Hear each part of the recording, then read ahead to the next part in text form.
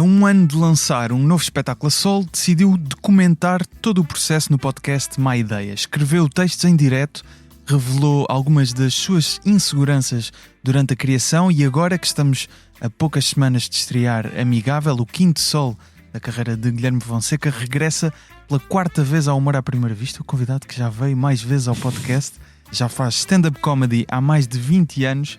Também continua a ser um dos guionistas de Isto é Gozar com quem trabalha. Bem-vindo mais uma vez, Guilherme. Obrigado, e queria pedir desculpa aos teus ouvintes, não só agora nesta era do Expresso como antes, na ESCS, era assim que se chamava, não era? Queria pedir desculpa pela quantidade de vezes que eu os aborreço. E eu continuo-te a convidar também. Também é verdade. Também é verdade. Parte da culpa também é minha, não quero só Sim, esse mérito para ti. O aborrecimento é, vamos dizer, 20% teu, 80% meu. Porque tu convidas e eu venho. Uma vez foi para falar da NBA, portanto... Também é verdade. Hoje se calhar não falamos disso. Humor à Primeira Vista.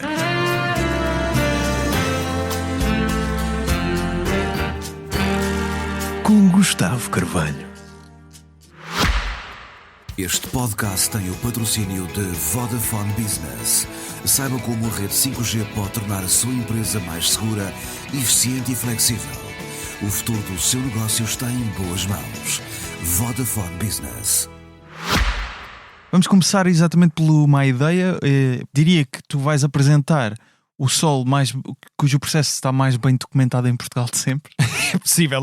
Eu acho que também não tinha assim muita concorrência, mas acho que é um feito fixe. Sim. Se quisermos pensar um bocado, porque há humoristas lá fora que já quiseram documentar o seu processo. E que documentam imenso. Exatamente. Lembro-me do documentário do Seinfeld, do Comedian. Uhum. Depois da série, não é? De ele voltar a fazer stand-up. E depois também havia lá um jovem humorista que depois não deu em nada. Já nem me lembro do nome dele. Orny Adams? Orny Adams, acho que era esse o nome. Horny? Era Horny? Epá, eu acho que era Orny.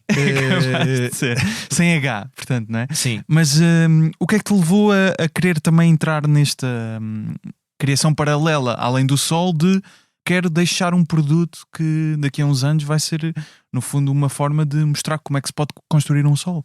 Eu não sei.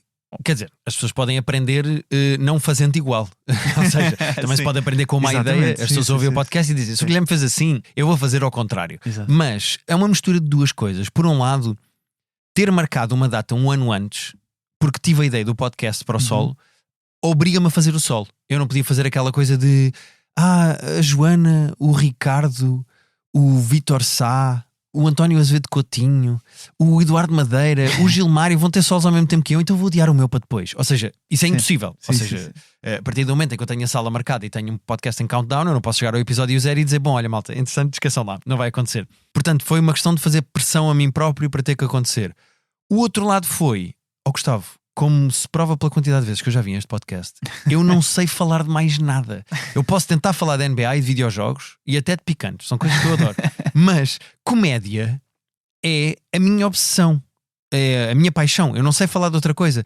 Acompanhar o processo todo é ao mesmo tempo um exercício muito nerd, porque eu acho que as pessoas que ouvem o meu podcast e que acompanham Uma Ideia são pessoas que têm interesse na comédia, não necessariamente de eu adoro rir, é mesmo de como é que se faz isto de fazer rir? O que é que esta pessoa, que dúvidas é que ele tem? Como é que ele prepara um texto? Achas que o teu público é uma extensão também dessa tua personalidade nerd? Completamente. Eu acho que a malta que ouve Uma Ideia e que acompanha o processo ao longo de 52 semanas em countdown até estrear o solo e acabar o podcast são aqueles que veem os documentários de como é que se monta um restaurante ou querem ver bastidores da Fórmula 1. Sim. É um podcast que mostra como é que se prepara o produto final. Se tu só gostas do produto final, não queres saber como é que se prepara o produto final. Esse lado de meio voyeur, meio de curiosidade de preparação, eu acho que é uma coisa meio nerd, não é? Ou seja, uma pessoa que está preocupada em saber como é que o humorista testa o texto antes do solo, é uma pessoa que tem uma... E às vezes independentemente do tema, porque estavas a dar aí caso, ou seja, uma pessoa que pode estar interessada no processo de construção de um espetáculo de stand-up comedy, mas também de como funciona uma corrida da Fórmula 1. Completamente. Não é? Que são coisas que não estão diretamente relacionadas, mas há aí um diagrama de Venn algures. Sim, a curiosidade pelo processo. E eu acho que a comédia já está, felizmente... Estavas a dizer que eu faço isto há 20 anos. A diferença que é o stand-up agora e há 20 anos, em Portugal, é abismal. Sim. No início, quando eu comecei no sindicato, nós tínhamos que ir a bares ter reuniões prévias para explicar que o que nós íamos fazer não era contar anedotas. Pá, e não estamos a falar de interior de Portugal, estamos a falar de Lisboa. Nós temos que explicar o que é que era stand-up comedy antes de conseguirmos fazer noites de stand-up comedy. E pá, a realidade é completamente diferente para agora que tens 2 festivais, 3 festivais de comédia, tens humoristas a esgotar salas. Só temos um festival de comédia. Tens o de Alcobaça da sim, setlist. Não, achei que estavas a pensar. Tens o Vorten Desculpa. E há de haver mais, não é? Ou seja, sim. não sei. Também Mas acho que sim. essa diferença é bastante grande. E eu acho que, como a comédia está nesse ponto tão popular, eu acho que já há mercado para as pessoas quererem saber como é que é o processo. E é uma coisa que eu tenho muito prazer em falar, seja quando me queixo de crowdwork, seja para fazer brainstorming, seja para dizer que odeio a fase de vender bilhetes, ou seja, já vamos falar disso? Sim, mas é este lado meio confessional de acompanhar o processo de um humorista que está com 0 texto e de repente acaba quando ele tem o solo marcado para esse dia. Eu acho que esse processo todo é uma coisa que as pessoas já começam a despertar para aí. A comédia já está tão popular que eu acho que já há mercado para isso. E divertiu-me fazer. E notamos em humoristas americanos que um dos podcasts de certeza que te influenciou foi o Working It Out do Birbiglia. Sem dúvida nenhuma, sim. E também nota-se que aquilo também é para um nicho, não é? Ou seja, o Mike Birbiglia consegue ter ali aquele público e ser um humorista de espetáculos da Netflix. Sim, completamente. Acho que são coisas diferentes. Ter um público mais nicho. Mas tu estavas a dizer que parte também foi pressionar-te a ti mesmo para lançar depois não teres uma desculpa. Acontecia-te isso nos outros solos anteriores? Querias marcar uma data e andavas ali não com necessariamente, mas obriga-me a... É como se tu marcasses agora uma maratona para correr daqui a um ano. Tu ias ter que treinar qualquer coisa antes. Correr todas as semanas, porque claro, não ias a 3 semanas antes começar a correr, porque não ias estar preparado. Não é que tu fosses cancelar a corrida, porque nas outras vezes até correste. É mais só uma maneira de me obrigar a entrar num sistema de produzir um solo a cada 2 anos e ter esse ritual e essa tradição, e é onde eu quero chegar. Eu gostava de fazer um solo a cada 2 anos. Eu vejo os solos de stand-up dos humoristas que eu gosto e até que eu não conheço como uma espécie de uma fotografia dos 2 anos da vida dessa pessoa. Interessa-me saber o que é que eles pensam, o que é que eles fizeram, onde é que eles andaram, em que é que eles pensaram, que opiniões cómicas é que eles construíram. E depois, 2 anos depois, eu faço um check-up outra vez com aquele humorista e digo: olha, deixa eu ver como é que ele está. Ver o Bill Burr agora não é a mesma coisa de ver o Bill Burr há 15 anos. E é interessante ver como é que é este Bill Burr, o que é que lhe aconteceu. Ok, deixou de discutir, está a fazer terapia, agora está preocupado com a morte. Ok, isto é interessante. O George Carlin, que é um humorista que me influenciou muito no início da minha carreira e que eu já não me revejo tanto na comédia dele, mas que admiro muito, foi um gajo que teve 3 fases diferentes de... Começou como um hippie, depois andou de fato e gravata e depois foi um resmungão. E acompanhar essa evolução cómica, porque tu não és a mesma pessoa que eras há 15 anos. Portanto, claro, a minha comédia também não vai ser a mesma de há 15 anos. Pá, isso é interessante. O que é que achas que mudaste da tua comédia de há 20 anos, 15 anos? Olha, eu acho que estou mais seguro da minha voz cómica, que eu acho que é a coisa mais complicada para os humoristas de encontrarem quando começam a fazer stand-up comedy. Tu és sempre uma versão exagerada de ti próprio em palco, não é? Se tu fores fazer stand-up, tu és o Gustavo em esteroides. És uma espécie de caricatura de ti próprio para estranhos te perceberem. Claro. Mas encontrar a tua voz cómica é uma coisa completamente diferente. O Seinfeld encontrou a sua voz cómica e é um gajo que é obcecado com pormenores. E então o que é que ele vai fazer? Ele vai andar ali à volta a discutir a palavrinha e o plástico à volta da embalagem do produto. Ele descobriu a voz cómica e essa é a voz cómica dele. Eu acho que já estou mais seguro e confortável com a minha voz cómica, que é uma coisa que demorou muito tempo a descobrir. Andei à procura, fui de observação, depois fui MC, depois meti a conversa com as pessoas, depois fui mais introspectivo quando falei da morte do meu pai. Eu andei ali. E agora és mais o quê? E agora eu acho que sou uma espécie de amigo que no grupo de amigos tu não te importas que goze contigo. Como é que eu ia dizer isto de uma maneira... És amigável. É isso. A minha postura, o nome também vem daí. Tem um subtexto, tem uma segunda camada que as pessoas têm que ver o espetáculo para perceber. Mas eu acho que em palco o que eu procuro ser é, mesmo quando eu estou a dizer uma opinião controversa, o meu objetivo não é chocar, não é provocar, não é que tu faças... O meu objetivo, mesmo quando eu dou uma opinião cómica, que o objetivo é ir contra a norma... vamos brincar aqui, vamos brincar com as palavras, venham comigo. Eu acho que sou sempre amigável nesse sentido, não é que eu seja a Xana Toc Toc em palco.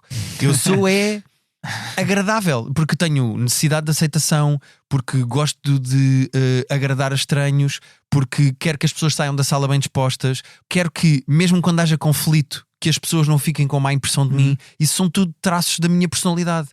E o Guilherme em palco é isso em esteroides. Já te aconteceu de saberes que se calhar estavas a fazer uma piada sobre alguém e a pessoa não gostou e ficas muito magoado internamente contigo mesmo por teres feito a piada? Dou-te um exemplo prático. Então. Dou-te um exemplo muito, muito, muito prático. Há muito pouco tempo fui convidado do Irritações. E fui ao Irritações e fiz uma coisa cómica que foi dizer... O meu ângulo era... Pá, chega de Cândido Costa.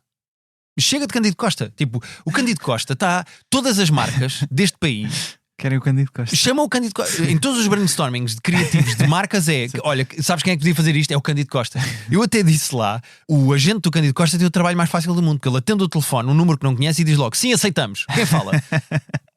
Ou seja, este foi o meu ângulo todo. Eu comecei a receber mensagens, pá, de ódio, mas coisas tipo a mandarem-me matar e não sei o quê, a defender o Cândido Costa. Claro. E é de género, o meu ângulo cómico não foi não de era, todo este. odeio o Cândido Costa. Como é óbvio. É. E como eu já sabia que isto poderia acontecer, eu mandei, antes de ir ao Irritações, mandei um WhatsApp ao Cândido Costa e liguei ao Cândido Costa a dizer, olha, eu vou fazer isto. Era engraçado se no fim do meu segmento do Irritações entrasse um vídeo teu a dizer, pá, eu concordo com o Guilherme, eu preciso de ir a casa mais vezes, deixa-me ir a casa, Marcas, pá, deixa-me descansar só uma semana, eu quero ir estar com a minha mulher e com o meu filho em casa. Era engraçado acabar com o vídeo dele. Eu não consegui chegar à fala com ele. E então, não te vou mentir que fiquei algum tempo a pensar... Faço ou não faço? Não, faço ou fazer, porque eu acho que tem graça. Ou seja, aí estou-me a cagar. Okay. Mas fiquei a pensar no... Será que o Cândido Costa vai ver aquilo e ficar magoado? Porque o meu objetivo cómico não é esse. Eu não quero que ele fique magoado com a minha comédia. Porque aquilo é uma brincadeira sobre ele fazer um... Eu até li todas as marcas que ele fez desde 1 de janeiro de 2023 até hoje. Todas, uma por uma. Pá, e é uma lista interminável todas as marcas com que ele trabalhou. Mas o Guilherme, que não é humorista, que é o Guilherme, a minha personalidade, a minha maneira de ser, está a pensar, pá, eu não queria nada com o Cândido Costa. E atenção, eu não conheço o Cândido Costa. Se ele ficar chateado, ficou. Mas o Guilherme fica a pensar, pá, eu não queria nada que ele ficasse chateado. Por isso é que eu mandei a mensagem de voz, por isso é que eu lhe liguei, eu queria explicar. Eu queria que ele percebesse que aquilo é uma brincadeira com a quantidade de marcas que ele trabalha. Eu não queria que ele ficasse chateado. É pá, o Guilherme humorista diz, é pá, se ficar, ficou. O meu objetivo cómico não era esse, estás a ver? Ou seja... Mas o Guilherme Pessoa... O Guilherme Pessoa fica a pensar, epá, não queria nada que o Cândido Costa ficasse chateado. E como é que chateado. ficou essa situação? Conseguiste depois falar com ele? Não. E ele não se mostrou... Não se mostrou chateado. E bem, deve estar a gravar uma campanha, mas ele... não teve tempo. Não teve tempo. Mas a minha postura cómica é de facto amigável, estás a ver? Ou seja, eu não quero... Se a minha piada mais engraçada fizer chatear, fez chatear. Mas não é o meu objetivo, não é a minha postura, não é a minha personalidade cómica. Achas que tem um lado pejorativo a tua postura em palco ser vista como amigável ou simpático e brincalhão como é? Acho que sim. Porquê? Porque eu acho que coisas simpáticas, empáticas e amigáveis não têm popularidade na internet de hoje em dia. Eu acho que vivemos numa altura... Eu adoro frases que começam assim, mas eu vou dizê-la. Eu acho que vivemos numa altura em que o rage bait tem muito mais atenção do que só uma cena simpática e agradável. Mas ainda há alguns focos de luz ao fundo do túnel de, por exemplo, a plataforma Dropout, que eu não sei se tu conheces. Dropout. A plataforma Dropout é uma plataforma de streaming online de conteúdos de comédia que tu já deves ter visto quase de certeza TikToks de alguns conteúdos deles que se chamam Make Some Noise ou Game Changer. Sim. Todas as pessoas conhecem. Isso é uma plataforma em si. Eu achava que era uma plataforma de streaming que tem um grupo de humoristas que vem do College Humor, por isso é que se chama Dropout, porque depois do college, Dropout. É o Adam qualquer coisa, não é? O host, não é Adam? Não, é o Sam Reich, é como ele se chama, que é o CEO daquilo e que é o apresentador de alguns programas. Aquilo é uma plataforma com humoristas. Pá, aquilo é a cena mais wholesome e feel good. Tipo, o humor é sempre eles gostarem uns dos outros e serem amigos. Pá, e só o facto de eu estar a dizer isto, eu sei que algumas pessoas estão a dizer assim, qual é a graça disso? Eu gosto é de roasts e de comediantes a mandarem bocas uns aos outros e a discutirem. Pá, atenção, eu também. Eu não tenho problema nenhum com um banter de roda bota fora, por exemplo, que eu tinha. Mas aquela plataforma é uma coisa que é uma espécie de luz ao fundo do túnel, porque aquilo é um sucesso inacreditável. Aquilo, pá, ganha seguidores todas as semanas, os programas são sucesso. Dá para ver no YouTube também, porque eu já vi algumas coisas no YouTube. Há coisas que não estão porque como a plataforma completas. Sim, completas Ok. não estão. E eu acho que coisas simpáticas e amigáveis, só divertidas por si, é uma coisa que Tem má fama. não atrai tanto público hoje em dia como estes gajos vão discutir. Olha este roast, Sim, sim. porrada no Sim. campo pequeno. Essas coisas eu acho que têm mais tração hoje em dia. Pá, mas não é o que eu sou. Eu não vou estar a fazer conteúdos a discutir com comentários de ódio. Eu não vou estar a fazer coisas de roast. Fanny disse esta coisa num programa da manhã. Como é que é possível? Não tem a ver com a minha personalidade, pá. Eu não sou isso. Tipo, eu não vou estar a tentar forçar uma coisa que eu não sou para fazer comédia. E por isso é que eu te digo que uma das coisas que eu aprendi com este tempo todo é a estar confortável com a minha persona cómica. E isso também faz parte de assumir, epá, eu em palco sou um gajo amigável. Não querem ver, não vejam. Mas a minha postura é esta. Mesmo quando eu fizer uma piada a gozar convosco, ou a gozar com a camisola que tu trazes, ou com o facto de tu não teres barba nenhuma neste pá. momento. Agora estou inseguro com isso, pá, Guilherme. Pá. Mas mesmo quando eu faço isso, o meu objetivo não é deixar-te ou desconfortável, ou a minha comédia não é isso. Não, agora fiquei magoado. Pronto, mas agora Não, depois mando-te um áudio. não. Isto foi um acidente hoje de manhã a fazer barba. Eu Já convido expliquei. todas as pessoas que estão só a ouvir em podcast Sim. a procurar um vídeo ou uma fotografia disto, porque o Gustavo neste momento Para- tem 3 anos de idade e eu estou a fazer o podcast com uma criança. Eu estou mais novo do que a primeira vez que vieste a humor à primeira vista. Sem dúvida. Nem na faculdade, quando Nem falámos na a primeira vez, tu tinhas essa arte. Sim, exatamente. Mas teres sentido ao longo do tempo mais confortável com a tua voz cómica está ligado também a uma coisa que foi um tema recorrente ao longo do My Day. Eu tenho alguns em atraso, mas Uhum. os que fui ouvindo, e mais recentemente num que gravaste com a Joana Marques, em que dizias que não eras um humorista que esgota salas e falavas Sem muito dúvida nenhuma. da preocupação de vender bilhetes, que te sentes muito ansioso. Até fizeste uma aposta com o Vasco, Sim, o com teu meu agente, produtor. o teu produtor, Agente e exato. produtor, sim. Quanto ao Tivoli, que está muito bem encaminhado, Tá. pelo que eu tenho visto. E o Vasco está-me sempre a dizer: é em junho, calma, Guilherme. E eu, está bem. Essa ideia de, em algum momento, pensaste que devias mudar a tua voz cómica? Eu sinto que eu nunca para mudei vender a minha melhor. voz. Não. Pá, eu prefiro não fazer isso. Ou seja, eu não quero fazer essa concessão que tu estás a dizer, porque há maneiras mais fáceis e mais rápidas de vender bilhetes. Sem dúvida nenhuma. Há conteúdos ou temas que eu posso falar se eu andar em cima dos temas da atualidade, ou se eu resolver fazer roasts ou react a programas da moda, coisas assim que tu sabes que vai ter mais tração. Se eu agora começar a fazer vídeos sobre a primeira companhia, é óbvio que eu vou chegar a mais gente e ter Mas mais. não significa que vendas automaticamente mais bilhetes. Sem dúvida nenhuma, Sim. mas as pessoas vão conhecer mais. E eu Sim. nunca quis fazer esse tipo de concessão, apesar de eu ter noção que isto, pá, é um mercado. Eu tenho que vender bilhetes, portanto eu tenho que chegar às pessoas. Eu não estou iludido. Eu não sou o ermita que Mas essa parte chateia-te, não é? é de longe a parte mais cansativa. Pois. De longe. E atenção que eu falo com o Vítor Sá, eu falo com o Ricardo, eu falo com a Joana Marques, para te dar 3 exemplos, 3 convidados que eu recebi numa ideia e com quem falei sobre isso. E mesmo eles, que esgotam a uma velocidade 3 vezes maior do que eu, vão à Ticketline. A Joana vai à Ticketline fazer refresh. O Vítor Sá foi à Ticketline fazer refresh. O Vítor Sá esgotou 3 Sás da Bandeira em 2 dias e vai à Ticketline fazer refresh. Ou seja, eu acho que é sintomático dos humoristas irem à Ticketline fazer refresh e verem como é que estão a vender Eu bilhetes. também passo muito tempo na Ticketline, mas é mais para saber o que é que se passa, não é? para saber Claro, o que é que claro. se passa. Mas essa pressão de vender bilhetes é aquilo que eu me sinto menos preparado e equipado para lidar como humorista. Porque ter uma ideia para uma piada, eu adoro. Desenvolver essa piada nas notas do meu telefone e numa página do Word, adoro. Ir ao Cais a Rir, ou ao Bairro da Comédia, ou ao Com Calma, ou ao Lisboa Comedy Club, experimentar esses minutos e ver como é que funcionam, eu adoro. Estar 1 mês a experimentar esse texto em vários sítios e a limá-lo e a meter esta palavra aqui, como é que isto tem graça? Pá, se calhar se eu estiver mais irritado e que isto tem mais graça, adoro. Preparar o solo, arranjar um nome e pôr à venda, adoro. Subir a palco depois no dia do espetáculo e fazer aquela hora, adoro. O intermédio entre pôr à venda e chegar à data, de eu ter que me preocupar em levar pessoas para dentro da sala e sentir-me como se estivesse na televendas a mostrar colchões e joias de pá, a sério, vocês vão gostar deste espetáculo. Este espetáculo é mesmo engraçado. Por favor, venham ver, porque eu gosto das piadas que eu escrevi, isto é mesmo engraçado. Venham ver, pá, esta pedinchice deixa-me desconfortável. Pá, eu não gosto de chatear as pessoas a dizer comprem bilhete para me ver. E como é que isso muda? Não faço ideia. Não faço mesmo ideia. Explica-me, diz-me então como é que muda. Não Mas sei. eu prefiro ter esta chatice e continuar a fazer solos que eu me orgulho e que gosto e ir a podcasts para falar disto porque é uma coisa que me diverte do que forçar-me a fazer coisas para vender bilhetes. Percebes o que eu quero dizer?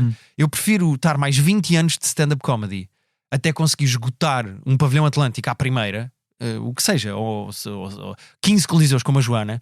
Eu prefiro estar mais 20 anos neste processo do que alterar a maneira como eu me sinto confortável a fazer stand-up comedy ou a vender o meu stand-up comedy para conseguir vender mais bilhetes.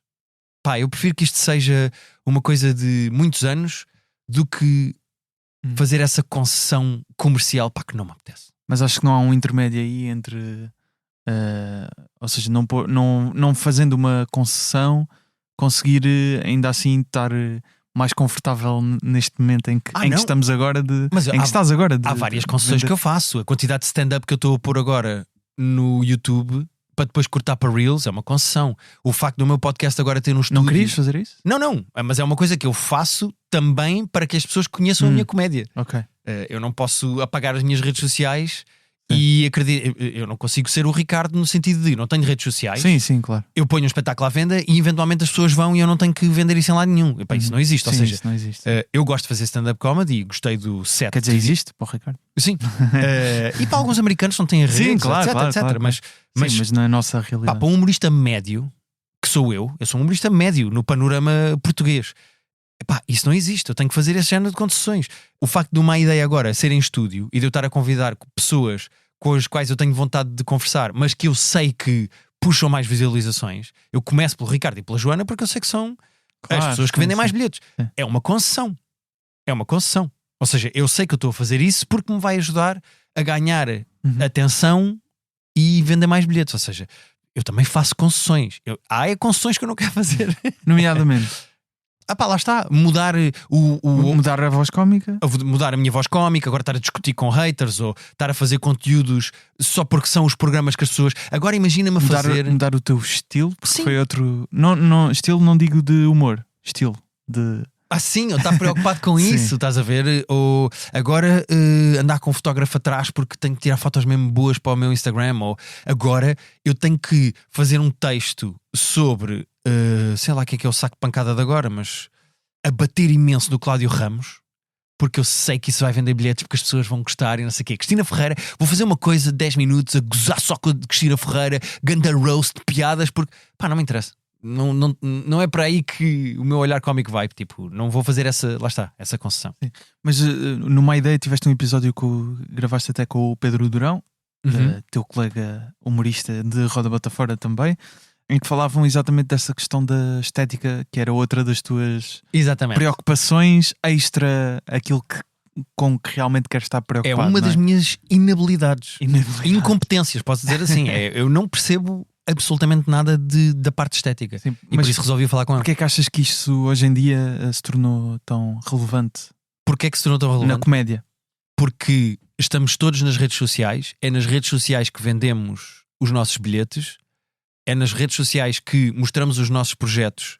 E quando digo redes sociais também posso englobar o YouTube, mas é nas plataformas que nós estamos. E as pessoas hoje em dia, nos primeiros 20, 30 segundos em que olham para qualquer coisa, não estão a avaliar a qualidade do que eu estou a dizer, estão a avaliar a qualidade do áudio primeiro, da gravação, se as legendas estão bem. Se as coisas têm mau aspecto, as pessoas já não têm tolerância porque... Muitas pessoas até veem sem áudio. Exatamente. Porque há tanta coisa que tu podes ver neste momento. Tu podes escolher e ver o Não Faz Sentido ao YouTube ou o Chapéu à Netflix.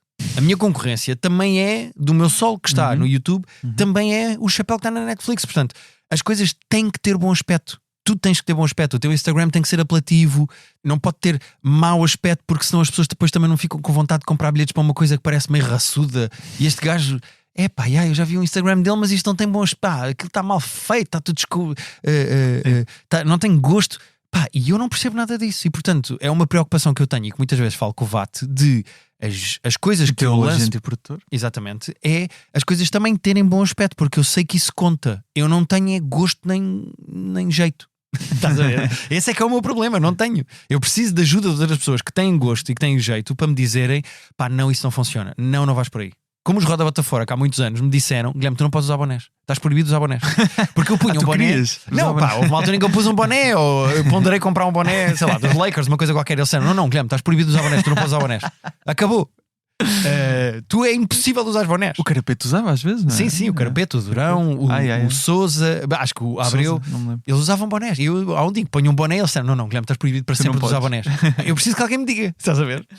Mas se pensarmos na questão de, isto é uma coisa mais técnica, mas na venda de bilhetes, aquele processo todo que tu descreveste que adoras de trabalhar o texto, em termos de conseguir vender bilhetes, por mais afincadamente que faças esse processo, não tem um impacto tão direto na venda de bilhetes, mas depois a estética que estamos aqui a falar, sem dúvida nenhuma, se calhar tem mais, não é? Sem dúvida nenhuma. Ou seja, as pessoas se à partida gostam do teu trabalho, acreditam que tu preparaste o texto e foste fazer esses testes todos, mas se calhar nem acompanharam ou se calhar não te viram a testar nunca.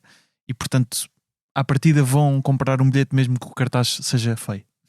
Mas depois há uma boa parte que é aquela percentagem que tu, à partida de sol para sol, que queres alargar, não é? Queres chegar a mais gente, que se calhar vai chegar a ti de outra forma, não é? E a estética aí cada vez conta mais para alargar o público. Sim, por isso é que uma das coisas que eu estava preocupado que tivesse bom aspecto era o cartaz e as imagens todas que eu uso para divulgar o Sol, porque eu entreguei isso nas mãos da Mariana Cardoso, que foi a rapariga que fez a estética toda.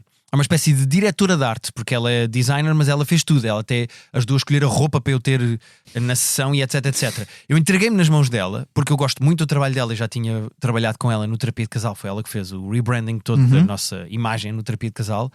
Entreguei-me nas mãos dela e eu disse: Mariana, eu não percebo nada de estética, eu vou-te mostrar coisas que eu até gosto e que são inspirações minhas e coisas que eu acho que têm a ver não só com a minha persona cómica, mas com o tipo de espetáculo que quer fazer. Está aqui. Entreguei. E depois ela e o VAT organizaram-se e disseram: olha, no dia X tens de estar neste hotel porque o corredor é azul, anda. E eu: sim senhor. E depois fotografaram-me. Ou seja, eu entrego-me nas mãos de pessoas que de facto têm esse bom gosto e esse jeito para depois as coisas terem bom aspecto, porque eu reconheço que para mim o cartaz é irrelevante, mas para o comprador médio de bilhetes de stand-up comedy, se calhar o cartaz é capaz de decidir comprar ou não comprar. Se o cartaz tem um bom aspecto, se calhar isso é capaz de decidir: olha, vamos a este. Que este não sei porque tem bom aspecto. Eu percebo isso. E por isso é que eu também me entrego nas mãos das pessoas que percebem. Mas tu na verdade és um obcecado pelo processo criativo, como estávamos a dizer. Ao longo, lá está, se ouvirem uma ideia ao longo dos episódios vão perceber várias desses mecanismos que vais usando para desenvolver o teu texto. Fizeste, por exemplo, durante agosto fizeste texto específico sobre temas que depois não vão estar no Sol, não é? Não, de todo.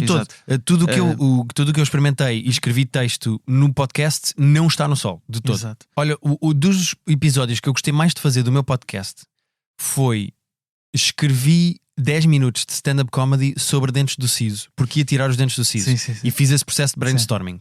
E depois, para aí 15 dias depois ou 3 semanas depois, já não me lembro exatamente quantos episódios depois, eu fui a um espaço em Campo de Ourique que tem stand-up e gravei esses 10 minutos já como texto de stand-up. E a diferença entre uma coisa e a outra, se eu fosse fã do meu podcast, se não fosse eu a fazê-lo, esse tipo de coisas era o que me fascinava. Há uma coisa, a mim também. Há uma coisa que o Mark Norman faz que eu adoro, que é o Punch Up. A plataforma chama-se Punch Up, é uma plataforma de stand-up com vários humoristas a pôr lá solos, e o Mark Norman faz uma coisa que se chama Page to Stage, e é uma espécie de mini documentário de 15, 20 minutos em que tu vês o Mark Norman a atuar 10, 15 vezes, sempre a mesma piada, e entre atuações ele diz assim: experimentei assim, esta palavra não deu, eu vou cortar. E vês o gajo a subir a palco outra vez. E depois o gajo sai de palco e diz: eu acho que esta piada não está bem a funcionar, eu acho que tem que... Esse processo todo era também o que eu queria que o meu podcast fosse. Qual é o problema do meu podcast? É que eu não posso falar do texto que está no Sol Sim. sem estragar o solo. Sim. Portanto, eu fiz esse tipo de episódios com texto avulso. Claro. Além do stand-up, obviamente, já temos dito, fazes há mais de 20 anos de stand-up comedy, isto já é o teu quinto solo. Comprem bilhetes, lá está, amigável, anda por aí. Tens tido uma carreira que eu diria que, como guionista de comédia, muito invejável para. Sim, para não posso queixar de maneira nenhuma. Não podes queixar. O Isto é Gozar com quem trabalha já há muitos anos.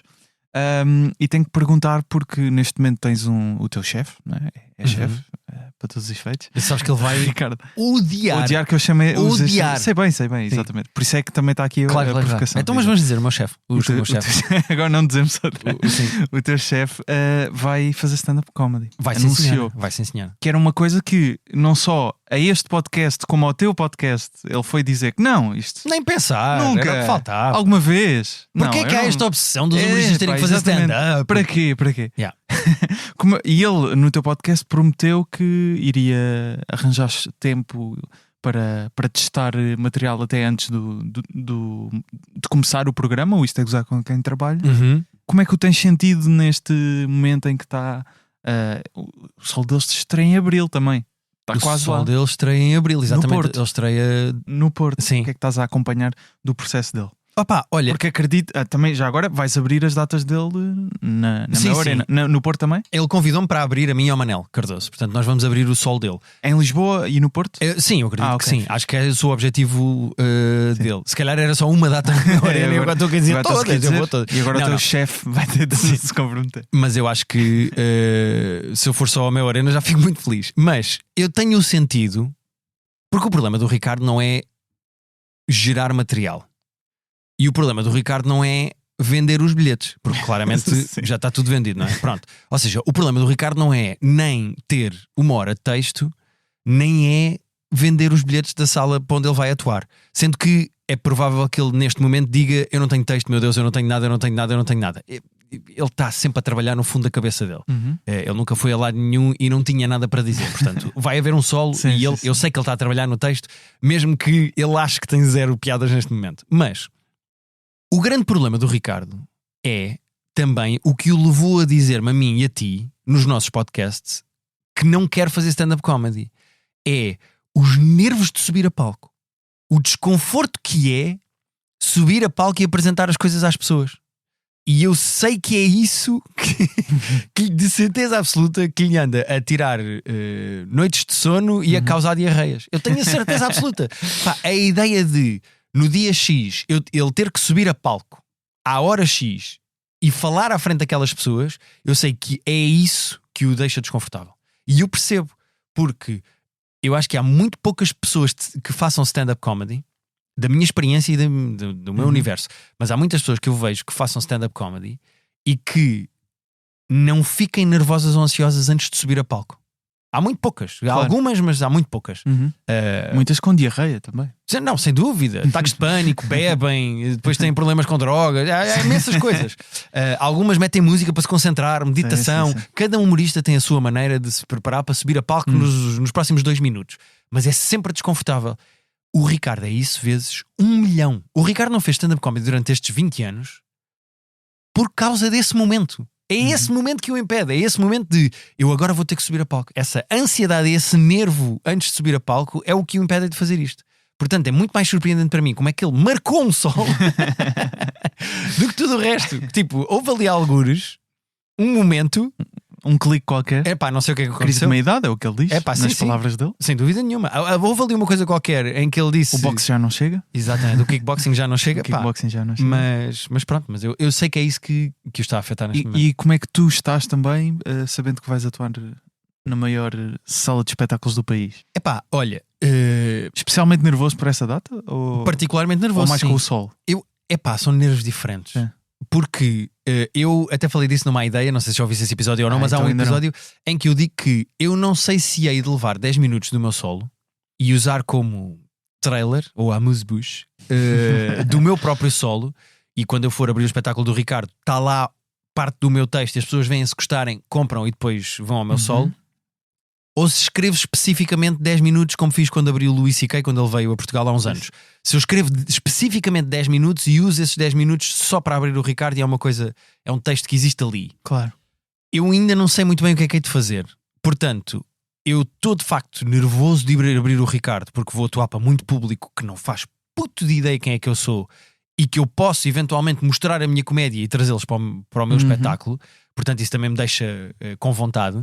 O meu solo, eu estou nervoso, mas porque quero entregar um bom produto final, não me quero esquecer de piadas, quero estar focado e pronto e quero que as pessoas se divirtam. São duas coisas diferentes. Ainda estou meio no processo criativo, porque não sei o que é de dizer em palco, e estou nervoso por causa da envergadura. O outro, eu só quero que... É como quando dás um jantar em casa e quero que as pessoas saiam de lá satisfeitas e comeram bem, não faltou nem vinho nem café, e que toda a gente sai de lá de casa a dizer: epá, olha, grande jantarada que o Guilherme deu na casa dele. É essa a sensação que eu quero que as pessoas tenham quando vêm ao meu solo. É saiam da sala a dizer assim: olha, muito bem, pá, quando o gajo convidar outra vez eu venho, eu apareço. Mas tu já viste alguns espetáculos na Mel Arena, na Superboc Arena, não sei se já viste, mas eu não conheço as condições dessa sala, mas é um ambiente muito, por vezes, hostil a stand-up comedy. Completamente, O eco, completamente. a dimensão da sala. E é esquisito porque é, a mim, do que me parece a ver, porque eu nunca fiz stand-up comedy no Mel Arena, Sim. mas parece, é como quando tens uma reunião ou uma conversa ou um podcast por Zoom. Há uma espécie de um delay que não existe quando estás cara a cara com a pessoa. Tu dizes as coisas, depois tens de esperar que a outra pessoa reaja. Sim. Estás a ver esse mini delay que há quando falas no Zoom?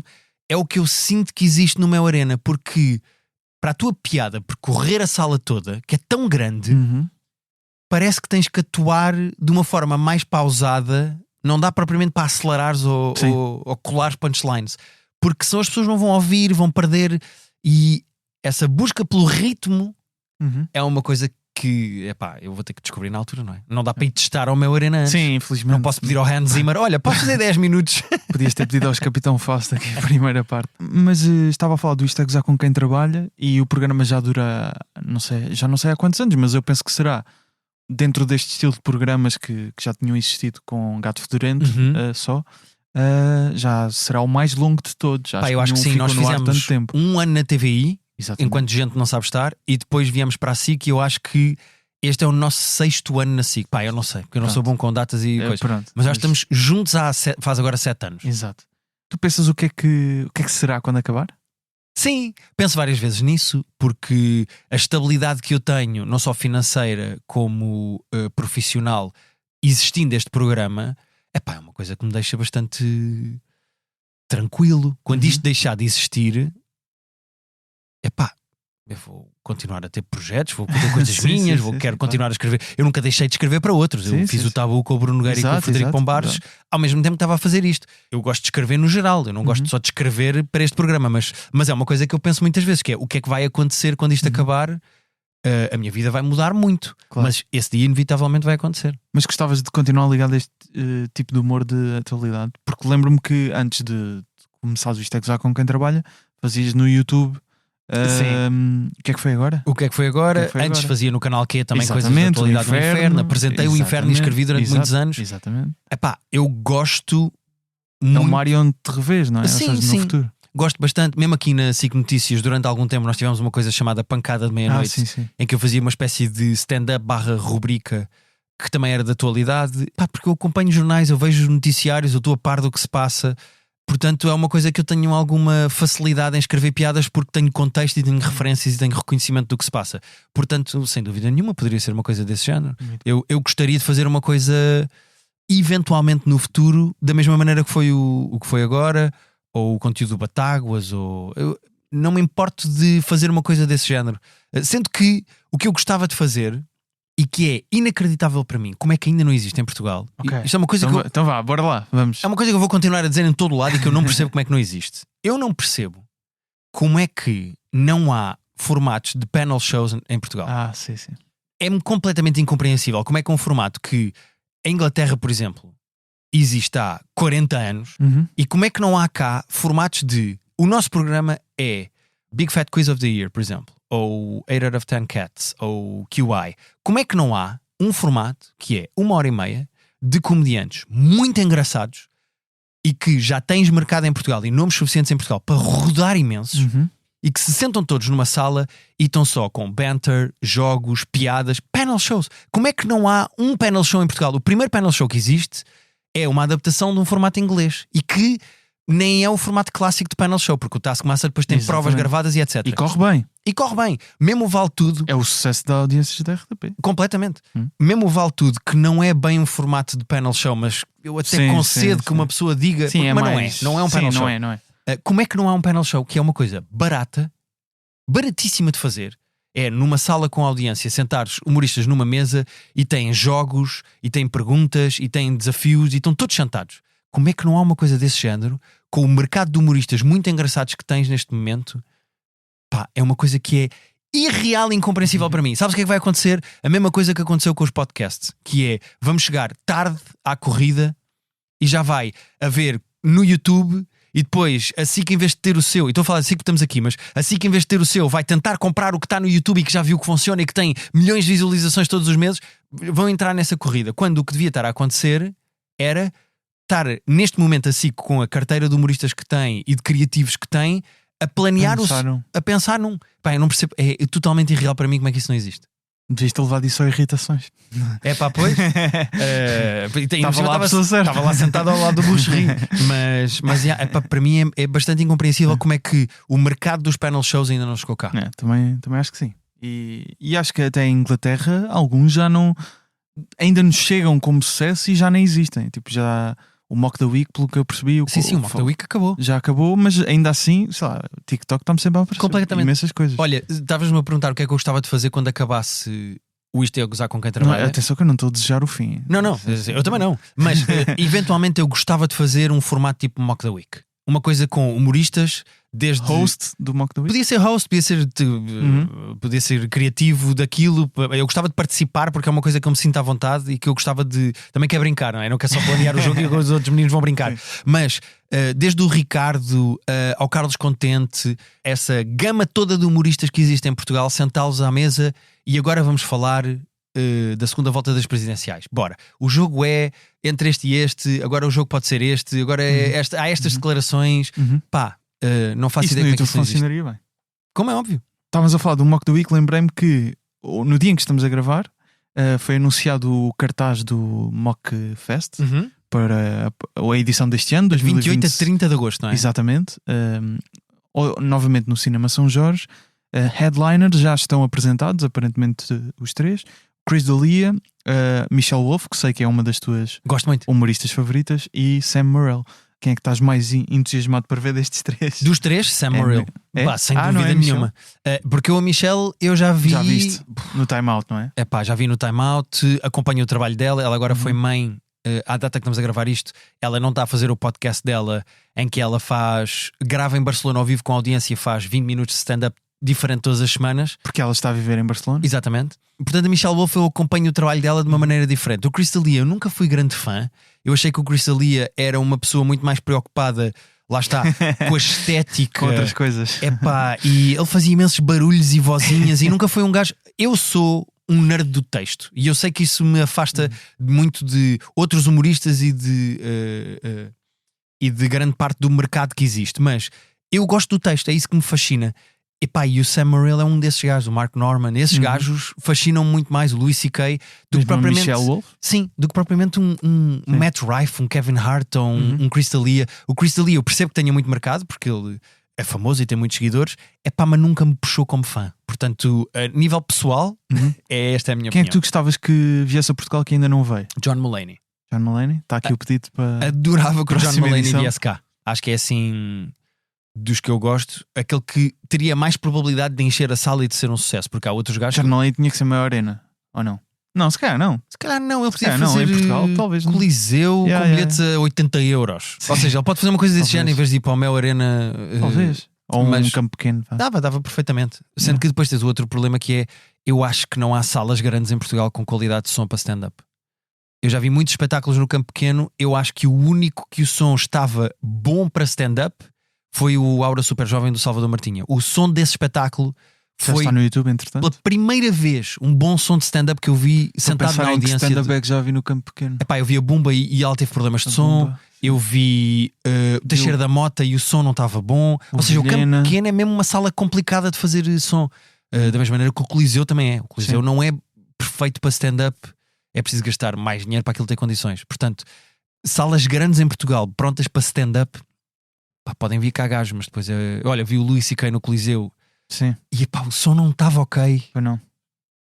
Também achei. Há essa barreira técnica ainda. Estava a pensar em que outros nomes é que tinha visto no campo pequeno. Acho que o Jeffries também. Sim, vi lá conversas de Miguel também.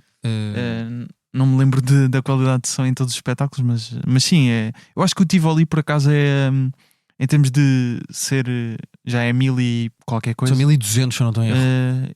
É o mais intimista, mas grande, Sim. mesmo, suficientemente grande ao mesmo tempo. O Tivoli, vou dizer isto desta maneira, é o Vilaré dos grandes.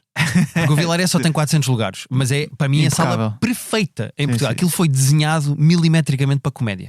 É Sim. inacreditável. Aquela sala sim. é perfeita. O Tivoli é a versão dos grandes, É porque em vez de ser verdade, 400 é 3 vezes mais. Ou seja, é o Vilaré dos grandes. Ou seja, é muito boa para stand-up comedy, mas não é uma sala de 4.000 lugares. Não é uma sala de 5.000 lugares, que é o que falta neste momento para stand-up. Era fixe, olha, fica aqui a ideia, construir mais uma sala só dedicada. Eu vou me preocupar com o panel show. Outro que faça as obras dessa sala. Guilherme, o que é que nos trouxeste para terminar? Um comediante que acho que ainda nunca falámos dele, mas que lançou um solo o ano passado, que foi o teu favorito. Exatamente. Eu acho que foi o solo que me surpreendeu mais e que, quando eu falei numa ideia dos meus favoritos e dos meus menos favoritos, vou dizer assim, em que embirrei muito com o Ricky Gervais no Mel Arena. Mas Somos dois. o espetáculo foi horrível. Mas pronto, não vamos entrar por aí porque isto não é irritações. Mas eu adorei o solo do Gianmarco Soresi, que é um humorista que está a ficar cada vez mais popular nas redes sociais e no YouTube, e que eu conheci-o na plataforma do Dropout. Porque ele sim, foi lá, eu também já vi alguns vídeos dele lá. ele foi lá fazer um programa específico sobre crowdwork. Exatamente. Pá, uma coisa hilariante, ele é muito engraçado. E eu conheci... Adivinhar as características, não era? As pessoas têm um tema na camisola, tem um tema, e exatamente. depois há temas fáceis e há temas que são Sim, traumas é isso, da pessoa, e tens que navegar ali. É muito engraçado. Aquilo foi um episódio do Game Changer que depois teve um spin-off que é só isso, que se chama Crowd Control. Pronto, mas não estamos a falar do Dropout. Sim. O Gianmarco Soresi, eu sinto-me a aborrecer as pessoas com as coisas que eu gosto da comédia. Não. Mas o Gianmarco Soresi é um humorista que está agora completamente na berra, está a ficar cada vez mais famoso e mais popular, tem milhões de seguidores e o solo dele já vai com 4 milhões no YouTube. O solo chama-se Thief of Joy. E o Gianmarco Soresi tem uma coisa que eu acho particularmente engraçada, além do lado todo que ele é um homem focado em punchlines, ele não está focado em mais nada. Mas ele tem uma coisa que eu valorizo muito e que eu acho que é cada vez mais importante para os humoristas terem, que é autoconsciência. Ele sabe exatamente que imagem é que transmite, o que é que ele é e como é que ele funciona. Que é uma coisa que nas redes sociais particularmente, e não estou a falar só de humoristas, mas a Joana Marques anda à caça desses, que são os que acham que são a última Coca-Cola do deserto, Sim. e depois na verdade são os borrabotas com 1000 seguidores nas redes sociais. Essa discrepância tem muita graça. Sim.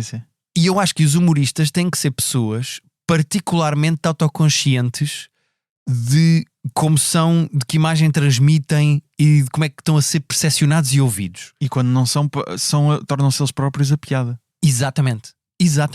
E portanto, o Gianmarco Soresi, o clipe que eu te mandei, que eu acho que é particularmente engraçado no solo inteiro, é o Gianmarco Soresi parece gay. Ele parece, tu olhas para ele, ouves-lo a falar, tu vês a maneira como ele se senta no banco, como mexe os braços. Theater Kid. É Theater Kid máximo, ele parece completamente homossexual.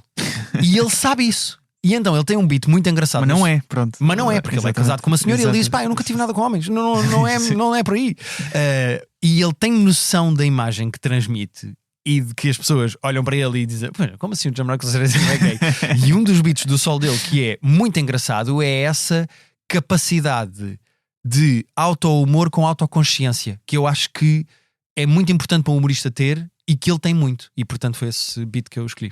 E deixa-me também sugerir um que não é propriamente texto dele, mas é uma interação muito fixe a seguir ao Trump vencer as eleições contra a Kamala Harris, que há uma pessoa na plateia que está a dizer que teve um break-up no dia das eleições, e aquilo é tipo, ok, então o que é que aconteceu? Porque nota-se logo que foi por causa das eleições. Sim. E depois é toda ele a explicar toda a conversa e a plateia a ficar contra a pessoa, porque ele tipo, não, eu não gosto da Kamala, mas também não votei Trump. e depois a certa altura está o Gianmarco Soresi a fazer de intermediário, tipo, democratas claramente contra a posição dele, e o gajo tipo ali intermediário. Ele é muito engraçado em crowdwork e ele tem imensos clipes de crowdwork nas redes sociais, porque é o que é mais fácil queimar. Exato. Nas redes sociais. Ele tem muitos clipes. O Sol não tem praticamente crowdwork, é mesmo só texto que ele escreveu e que ele preparou. Guilherme, muito obrigado por teres regressado. Os bilhetes para Amigável já estão à venda. Vais começar em Coimbra, depois Leiria, Porto, Sem Soldos, Évora, Almada, Braga e Lisboa, dia 2 de junho. Ainda exatamente. Até junho. É o tal Tivoli da aposta. Exatamente. está muito bem encaminhado. Portanto, acho que o Vasco vai ganhar a aposta. Guilherme, obrigado. Obrigado, e até daqui a o quê? Um ano, pai, né? Pai, pelo menos daqui a 2, quando tiveres novo solo, de certeza. Exatamente. I'm not Gabe, I'm definitely something. You know what I mean? Like, I'm not saying we need to add a new term just for me, but there's no way I'm the same thing as Joe Rogan. That doesn't make sense to anyone in this room, right? God, I read Joe Rogan on his podcast. I guess he said there was some high school where there was a kid identifying as a cat, which is bullshit. I was Mr. Mistopheles for one semester.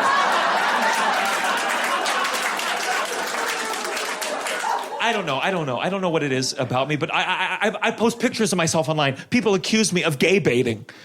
And like, you can't blame the worm for the kind of fish that it catches.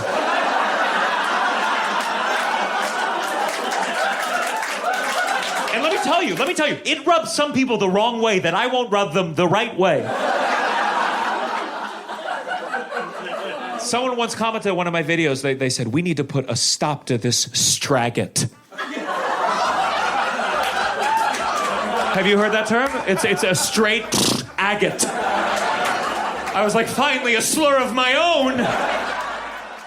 Antes de irmos, quem é que vence este ano na NBA? Epá, eu acho que pela maneira como têm piques e organizaram o seu roster, é muito difícil os OKC não serem campeões durante 4 ou 5 anos seguidos. Portanto, eu acho que Não estou nada confiante nisso. O ano passado foi o primeiro, eu acho que este ano vai ser o segundo e acho que vão ser os 2 primeiros de mínimo 4. Acho que não. É pá, porque repara, para o ano ele já tem uma primeira pica, acho eu. Só uma primeira pica é uma das primeiras. Estou a achar Denver se Jokic voltar. Se, estás a ver esse é que mas eu estou a apostar nisso. Os OKC neste momento não têm o segundo melhor jogador, o Jalen Williams, acho que é assim que ele se chama, agora posso estar errado, mas não tem o Jalen Williams neste momento, praticamente há 2 meses, e estão tranquilamente com o melhor recorde da NBA. Tranquilamente, tipo, não é minimamente um esforço. E nós estamos a gravar isto num dia em que eles perderam ontem à noite. Mas nota-se que não estão tão bem como no ano passado. Deixa voltar o Jalen Williams. Estão mais. Epá, e estão em época regular. Depois nos playoffs vais ver como é que funciona. Não sei. Não estou nada confiante. Queres apostar aqui? Isto é giro? Quero. Podemos apostar aqui. Eu acho que com muita dificuldade não são os OKC campeões este ano. Estou a sentir Denver neste momento. Ok. Mas é só um feeling. Também não quero desistir dos meus Celtics. Mas não estou muito confiante. Não estou muito confiante. Os teus Celtics estão na mesma categoria dos meus Lakers. É género. Agir, estamos lá em cima. Não, desculpa. Estamos muito melhor que os Lakers. Os Lakers deviam estar mais acima e nós estamos a ultrapassar as expectativas. Depois em junho, maio.